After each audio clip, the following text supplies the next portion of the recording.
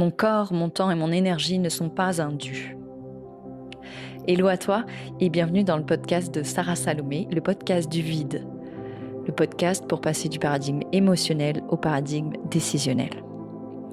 Aujourd'hui, je vais te parler d'un truc un peu perso et je vais en profiter pour te partager un message qui me semble vraiment important. En tout cas, moi, c'est quelque chose que j'ai mis du temps à intégrer, à comprendre dans ma propre vie et que j'intègre encore à un autre niveau en ce moment. C'est pour ça que j'ai envie de te le partager. Il faut savoir que moi, j'ai eu longtemps dans ma vie comme posture défensive une alternance entre la sainte sacrificielle et la pute. On parle souvent de ces deux archétypes qui sont pour moi un peu comme les deux faces d'une même pièce, les deux bords auxquels on va se cogner comme réponse traumatique. Et je dis toujours, de toute façon, l'endroit quelque part... L'endroit de guérison, c'est l'endroit où on cogne de moins en moins fort sur ces deux bords et qu'on se situe de plus en plus à l'endroit où on n'est ni l'une ni l'autre à la fois.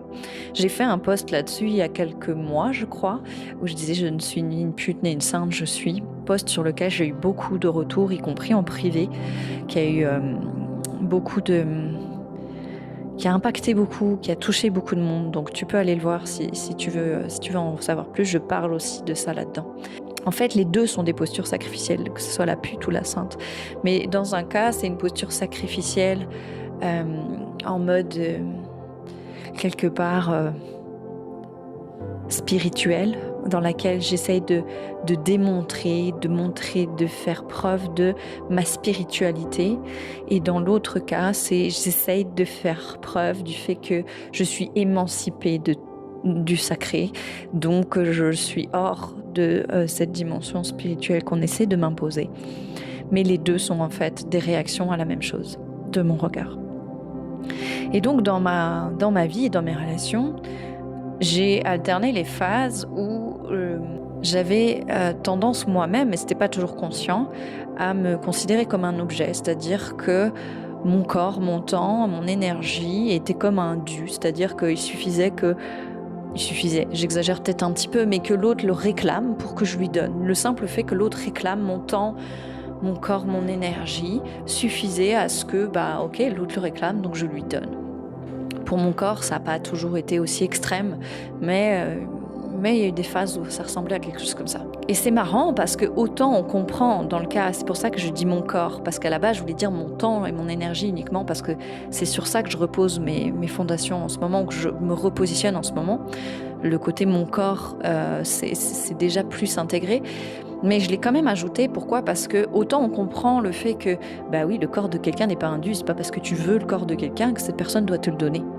Autant en ce qui concerne le temps et l'énergie de quelqu'un, ça n'a pas l'air aussi évident. Des fois, on a l'air de considérer que si on a envie du temps et de l'énergie de quelqu'un et que cette personne ne nous donne pas, elle est méchante. Donc il y a quand même encore une sorte de truc assez présent, plus ou moins selon les personnes évidemment, parce que je suis assez peu entourée de gens qui fonctionnent comme ça aujourd'hui, mais quand je suis affichée, visible sur les réseaux, bien évidemment que je vais des fois avoir des personnes qui vont me faire des réflexions qui pourraient aller dans ce sens-là, ou qui pourraient me rappeler que il faudrait que ton temps et ton énergie soient un dû. Ce qui m'a activée récemment, puis je sais pourquoi ça m'a activée, c'est, même si c'est un petit truc à la con, c'était quelqu'un qui me disait, quand je parlais de mon dating conscient. Donc le dating conscient, le premier que j'ai donné, je l'ai présenté en disant voilà, la première session de dating est gratuite, sous-entendu, les autres seront payantes. Et en fait, elles seront payantes seulement si tu en as déjà fait. Ta première session est toujours gratuite si tu viens d'arriver dans le dating. Mais bref, c'est pas le sujet. Et la personne me dit mais comment ça va être payant par la suite ?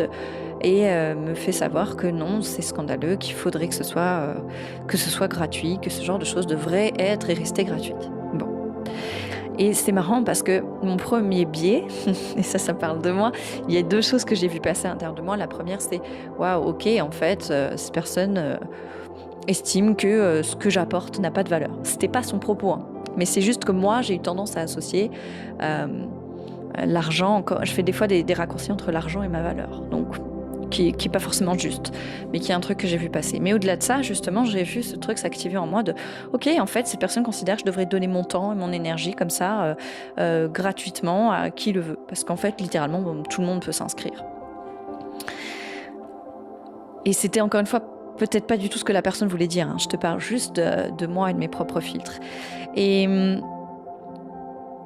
ça m'a juste réactualisé le fait que, parce que c'est vraiment quelque chose que j'ancre et sur lequel je me positionne depuis pas mal de temps, que ben non, mon temps et mon énergie ne sont pas plus indus que mon corps ou quoi que ce soit. Les personnes à qui je donne mon temps et à qui je donne mon énergie influencent ma vie, impactent ma vie. Donc bien sûr que c'est moi qui décide à qui, quand et comment je donne mon temps et mon énergie. Bien sûr que c'est essentiel. Et bien sûr que c'est moi qui décide aussi ce que je propose. Si tu viens sur ma page, qui est mon espace, qui est la page de Sarah Salomé, eh bien sûr que je suis libre de te proposer ce qui me semble juste. Bien sûr, tu as le droit de ne pas trouver ça juste, tu as le droit de ne pas être OK, mais c'est quand même ma proposition. Donc 2 choses que je vais réaffirmer dans cette vidéo. Ici, c'est moi qui décide ce que je propose. Ça ne veut pas dire que je ne vais pas ajuster, prendre en considération les retours que j'ai. C'est pas ça. Mais c'est que c'est moi qui décide ce que je propose. Et ça fait partie des choses que j'enseigne à mes clients, à mes clientes, d'être très au clair avec la proposition qu'ils sont. Ma proposition est celle-ci. OK. Après, les autres peuvent se positionner librement en fonction de si ça leur convient ou pas. Mais au moins, ils savent quelle est la proposition. Donc sur ma page, la proposition que je fais, je suis totalement libre de décider laquelle c'est. Et la deuxième chose, et c'est quelque chose que j'ai envie de partager parce que je pense que ça parlera à beaucoup de personnes de ma communauté, parce que je connais un petit peu les profils de personnes qui me suivent, ou 2 fois de mes clients, de mes clientes, et je sais que beaucoup de personnes dans la spiritualité, dans le dev perso, sont dans ce que j'appelle la surresponsabilisation et ont souvent vécu des abus psychologiques et ou physiques, ou tout ça à la fois, et donc vont avoir souvent tendance à facilement se remettre en question, aller voir c'est quoi leur part de responsabilité, mais avoir de la difficulté à se positionner dans cette souveraineté de « Hey, c'est moi qui décide. Mon temps, mon corps et mon énergie, je décide ce que j'en fais, parce que ce que j'en fais aura un impact direct sur moi, sur ma vie, sur comment je me sens. » C'est pas négligeable à qui tu donnes ton temps et ton énergie.